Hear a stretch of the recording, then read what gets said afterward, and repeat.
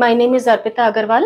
I had come to Narayana Hospital, Barasat, for my father's treatment. My father's name is Amarnath Mahipal. For the past 6-7 years, he was having a low heart rate, for which he was, experiencing a lot of stamina loss and weakness.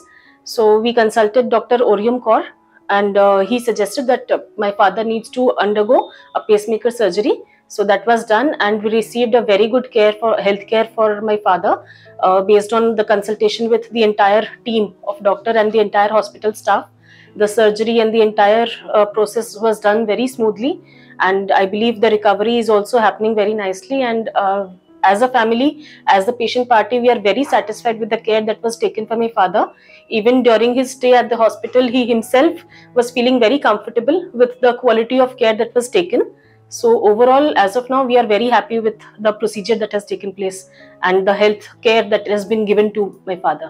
আজকে আমাদের বিষয়টা হলো একটা উন্নত ধরনের আধুনিক pacemaker, যেটাকে conduction system পেসিং বলে বলা হচ্ছে। এটা যদি ইভলিউশন অফ পেসমেকার দেখা যায়, এটা খুব বেশি দিন হয়নি যে আমরা মানুষের চিকিৎসার জন্য ব্যবহার করছি। বিগত 3 মাস ধরেই এটা আমাদের হাতে আমরা পেয়েছি, আর সেটার ফলাফল আমরা রোগীদেরকে ইমপ্লান্ট করার পরে তার খুব ভালো রেজাল্টস পাচ্ছি। সাধারণত আপনারা জানেন যে হার্টের কারেন্ট চলে গেলে একটা জেনারেটর লাগে, যেটাকে আমরা মেডিকেল টার্মিনোলজিতে পার্মানেন্ট পেসমেকার বলি। যুগ যুগ ধরে পার্মানেন্ট পেসমেকার ইমপ্লান্ট করা হচ্ছে, তার কিছু জেনারেশনস আছে। যেরকম প্রথমে আমরা সামনে এই হার্টের একটা ছবি আপনারা দেখতে পাচ্ছেন।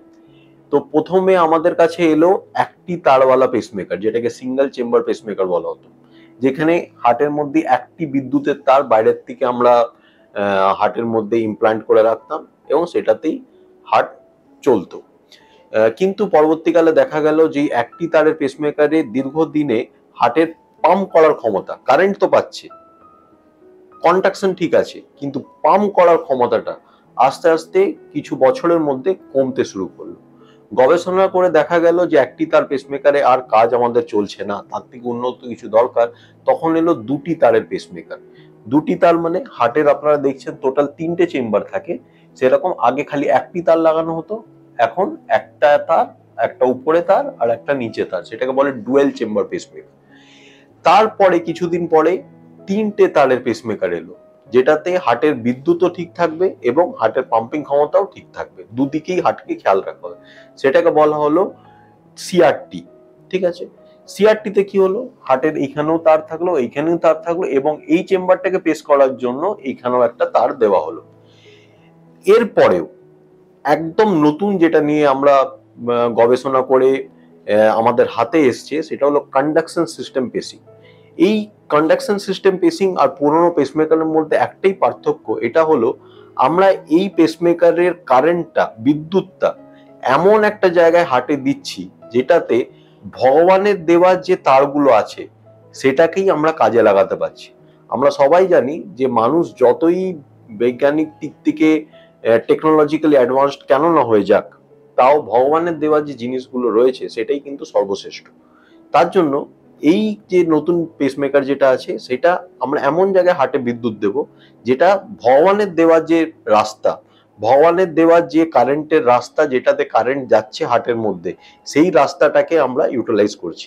তার জন্য এই মোটামুটি এই ডায়াগ্রামটা দেখলে আপনারা বুঝতে পারবেন যে কারেন্ট এখানে তৈরি হয়, বিদ্যুৎ, হার্টের বিদ্যুৎ এখানে তৈরি হয়।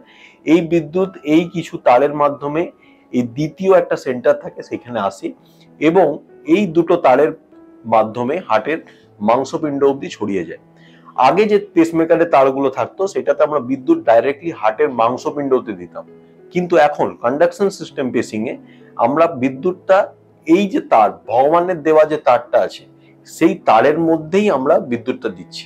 এই তারপরে বিদ্যুৎটা এইখানে দেওয়াতে কি হচ্ছে, এই যে হার্টের যে তার, যেটা ভগবান দেওয়া রাস্তা, এই রাস্তা বরাবরই কিন্তু বিদ্যুৎটা হার্টের মাংস অবধি চলে যাচ্ছে, ডাইরেক্টলি মাংসপিণ্ড অবধি যাচ্ছে না।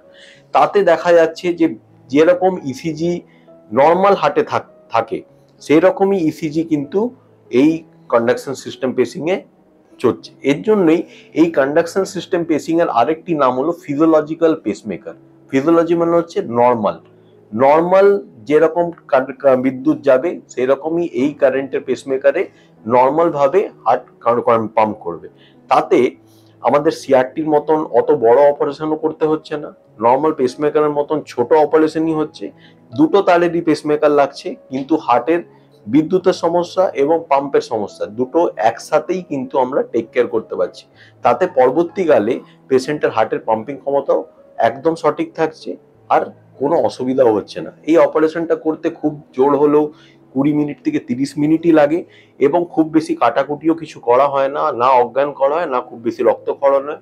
অ্যাভারেজ হসপিটাল স্টে খুব জোর হলেও 24 ঘন্টা থেকে 48 ঘন্টা, এবং জাস্ট বাড়িতে গিয়ে ড্রেসিং করা, আর তার এক সপ্তাহ পর থেকেই নিজের ডেইলি লাইফে ফিরে যাওয়া। তাতে যে কোনো অ্যাক্টিভিটিস যে মানুষ আগে করতেন সেটা সব সম্পূর্ণভাবে সেইভাবেই উনি করতে পারবেন, ইনক্লুডিং স্ট্রেনাস অ্যাক্টিভিটি, খেলাধুলা, সবকিছুই।